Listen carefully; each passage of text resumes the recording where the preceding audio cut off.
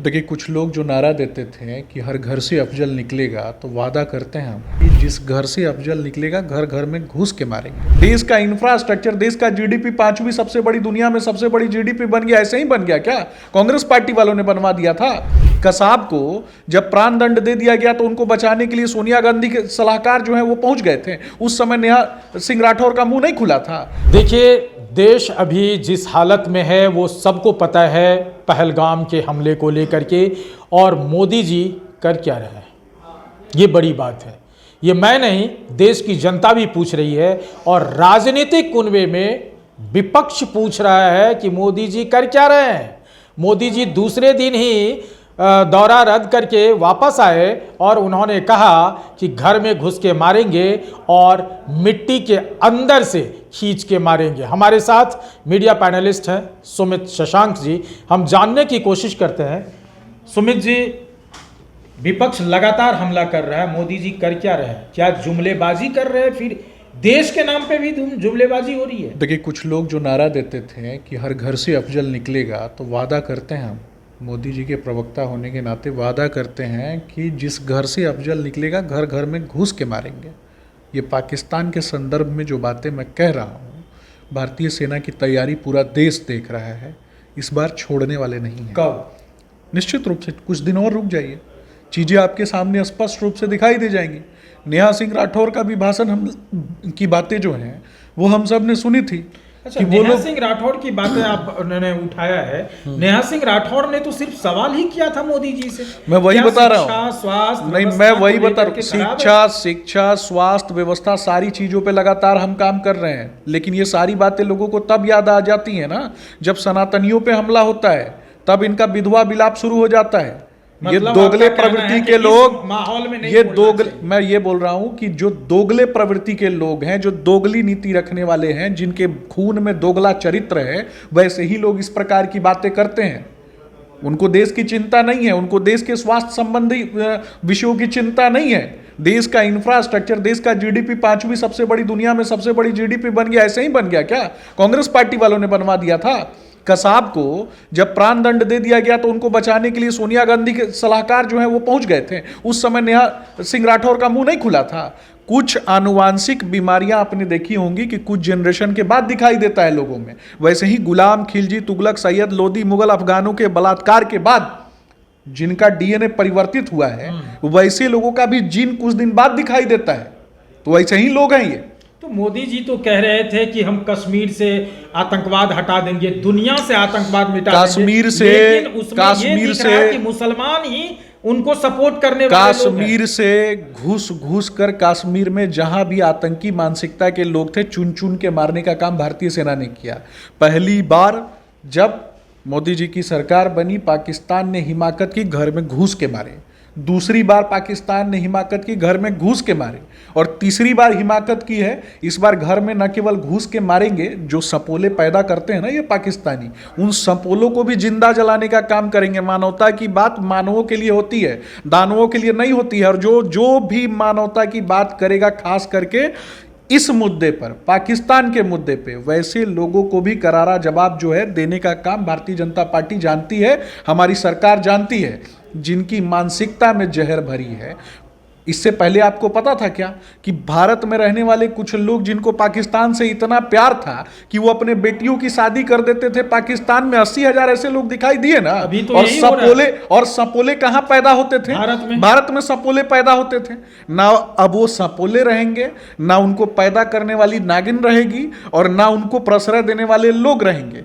बात कश्मीर के लोगों की अगर होती है तो कश्मीर में भी जिन लोगों ने प्रश्रय देने का काम किया था, वैसे लोगों को भी चुन चुन के हिसाब और ठिकाने लगाने का काम, उनके घरों में किस तरीके से आग लगाई जा रही है वो देख रहे हैं आप। और आपके चैनल के माध्यम से कहता हूं, जब कभी भी आप पब्लिक ओपिनियन करते हैं, वहां अगर कोई भी व्यक्ति, कोई भी नेता किसी दल का हो, अगर वो पाकिस्तान के समर्थन में कहता है, भारतीय सेना के विरोध में कहता है, बिना सोचे समझे जूता निकाल के वहीं 50 जूता मारने की आवश्यकता है, चाहे वो कोई हो।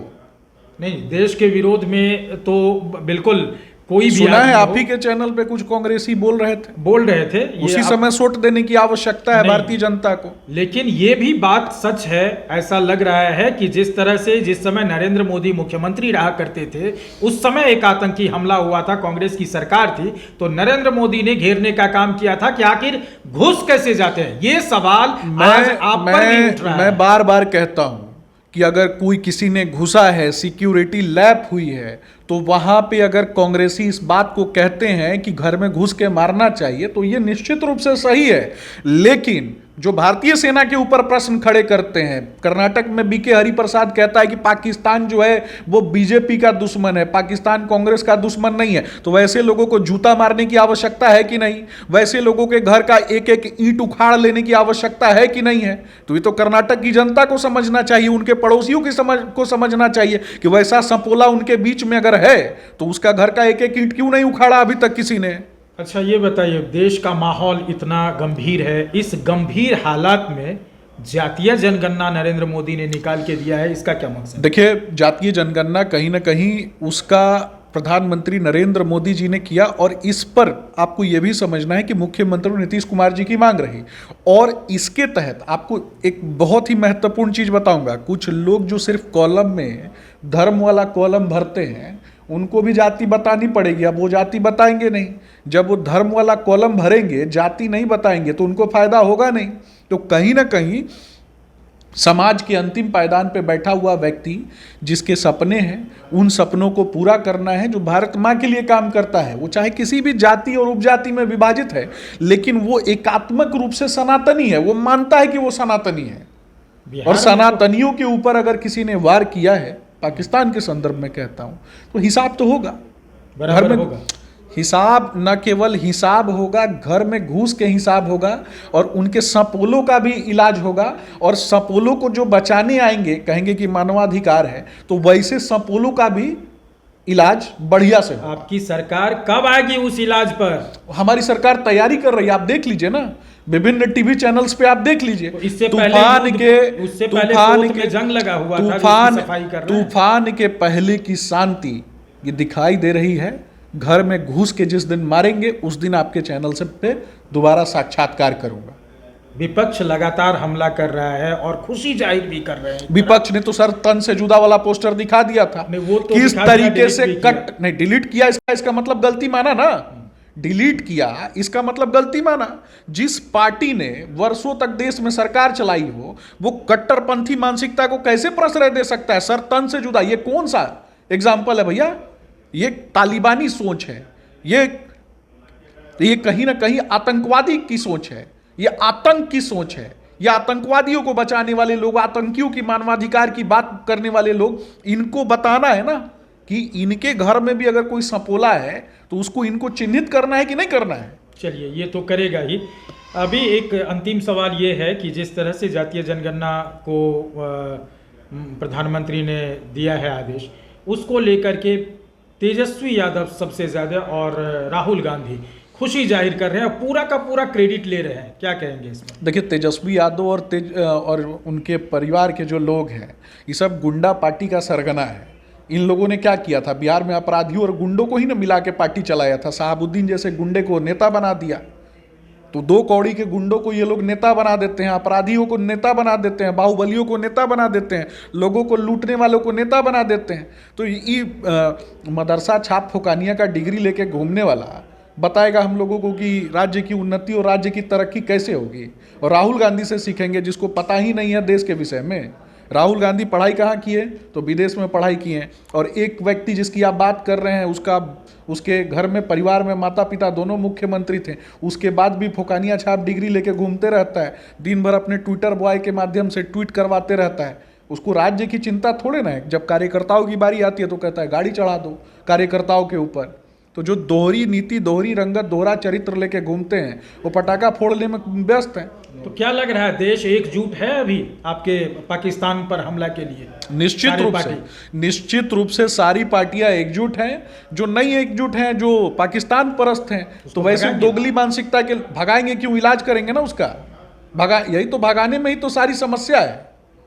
वर्षों से सबने देखा कि कहाँ हमारे इलाज हुआ? लोगों ने रोहिंग्या का जब इलाज गुलाब नहीं हुआ, आपके पास रोहिंग्या देखिए, रोहिंग्या मुसलमान देश के लिए खतरा है। रोहिंग्या मुसलमानों के कारण कहीं ना कहीं बंगाल में आप देखेंगे कि ममता बनर्जी ने उनको मूलभूत वोटर्स बनाने का काम कर दिया हुआ है। सबसे ज्यादा तो मोदी जी के यहाँ से निकला है सब। नहीं, गुजरात से ही। देखिए तो पकड़े गए ना, वही तो इतना बता रहा हूँ दिन ना, पहले कहाँ थे? वही तो बता रहे हैं ना, अभी पहुंचे और पकड़े भी गए।